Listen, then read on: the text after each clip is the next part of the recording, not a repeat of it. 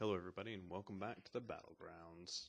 As I announced late last week, I figured that this week would be the monthly patch update would be being released, and sure enough, yesterday they announced that the patch was going to the test servers today and would be released tomorrow, May 25th, to the public servers. So let's dive right into the nitty-gritty. I'm going to start with what I feel is the most important fixes and kind of work my way through. And as I go, some of the smaller stuff I'll just kind of make a note, but won't talk about it much. I'll put a link to the patch notes in the description below if you want to go look at the full list. But by far the biggest one, I've noticed this in the past month, when you're shooting at someone on full auto at a medium range and you feel like you're shooting at them, you've got your sights right on them and nothing seems to be hitting them, turns out that's a real issue. On full auto, your barrel would actually drift to the side a little bit compared to where you're aiming. This was a scope rendering method. They've changed that to pixel free, allowing for greater aiming precision. Here's an example of what was happening. As a point of reference, the blue dot shows where the bullet's going to hit, and of course, the center of the scope is where you're aiming. So this first part is from before.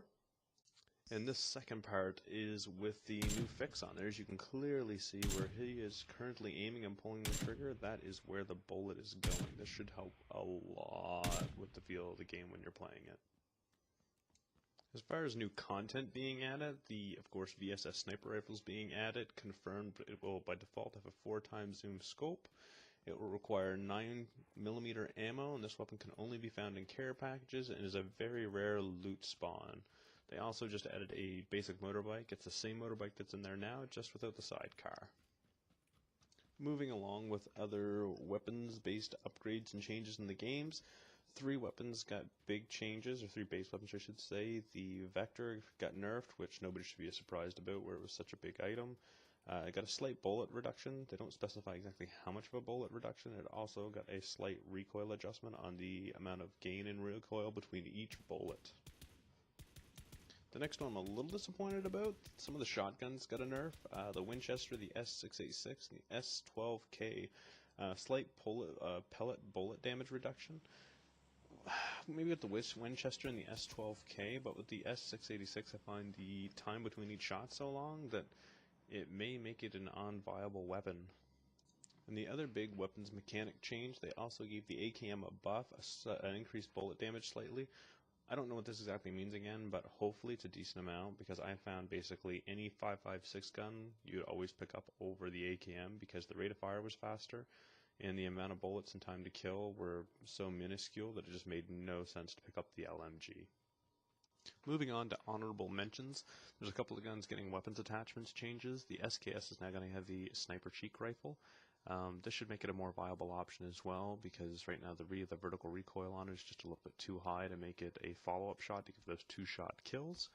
The Vector's also going to get the tactical stock, the same one as the M416. This is important because the increased bullet gain deviation they changed, I think the stock on it is going to counter that and basically balance it out. So if you have a fully upgraded one, it'll probably react just about the same as it did before the patch.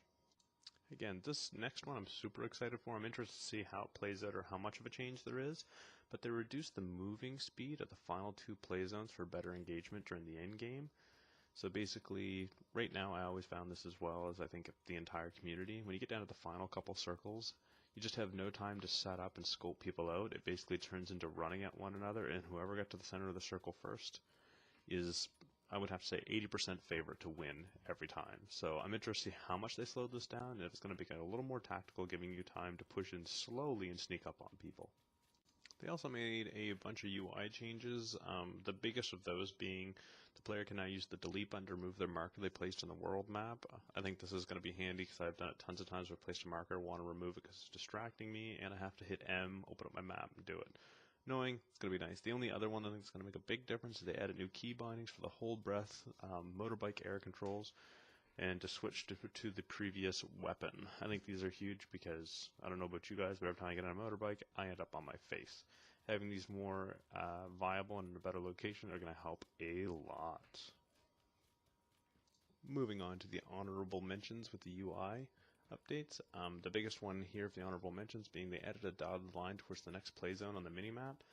I think this is going to be immensely helpful. I don't know about you guys, but I drop in, I start looting, get about 2 or 3 minutes into looting, and then I check my minimap and realize I'm on the opposite side of the map and I have to boot her, and I don't even know which way I'm heading out of the gates. This is going to help make you more aware of where that next zone is without having to open your minimap. It's going to be super handy. Along with that, they also adjusted the transparency of the minimap and the grid and the coordinates of the text to make it the map more visible. They modified the icon design for the first aid kit, as well as they added Thai language and language options for all of you people who speak Thai.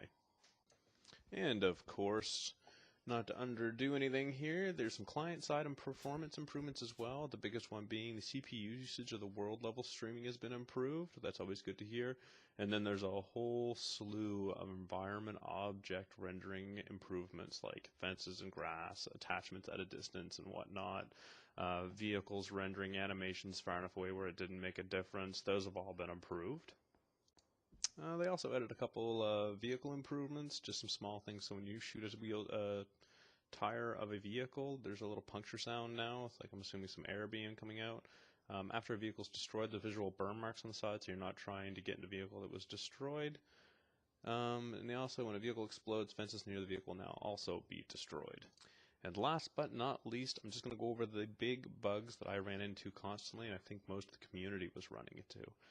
Some of the bigger bug fixes is the flashbang has been fixed, so it will no longer cause people's machines to crash.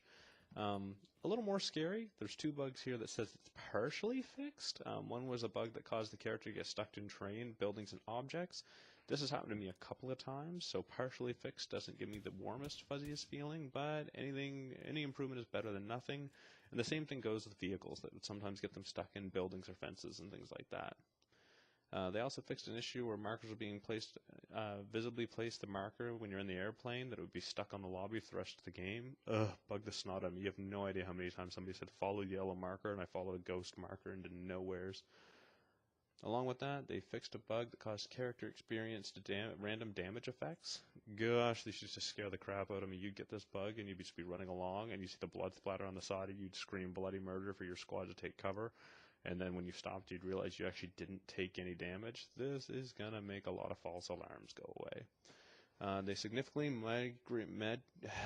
mitigated the issue that would allow players in a closed house to be killed by the red zone and bombs. 2 things with this one. A, I've been killed while inside a closed house. This is going to make me feel a lot better. And B, if your friends tell you that the bombs don't cause a lot of damage, if they actually hit you, it's a one hit. Don't get hit by them. Next, they partially fixed a bug. Again, there's that partially word. Fixed a bug that caused items to be unlootable. There is nothing worse than walking in the room and seeing your assault rifle half through a wall and you can't pick it up. So hopefully that happens way less. And last, it's going to change the big meta of the game for bug fixers. They add the character animation for when dragging items into the inventory.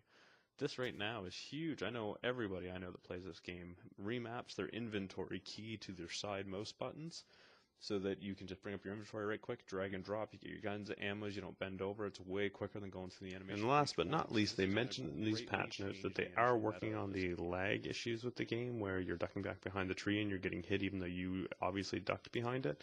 But that's a work in progress, it's going to take a little while to sort out. Hopefully that'll come in the next couple of months. If you enjoyed this video, please stop back anytime. I'm going to try to post more content like this and try to keep you guys all up to date. Can't wait to meet you on the battlefields.